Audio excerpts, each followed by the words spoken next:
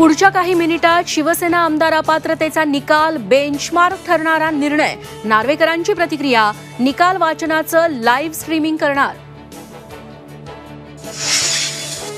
बहुमताच्या आधारे निर्णय द्यावा, मुख्यमंत्र्यांची विधानसभा अध्यक्षांकडे मागणी.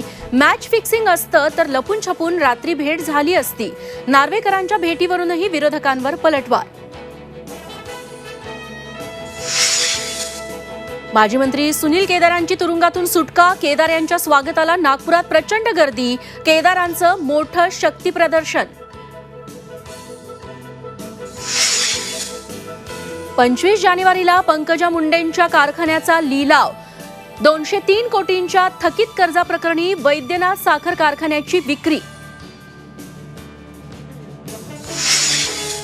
मुंबईत उद्यापासून 9 फेब्रुवारीपर्यंत विविध बंधनं. जरांगेंच्या आंदोलनाच्या पार्श्वभूमीवर मुंबई पोलिसांचा निर्णय.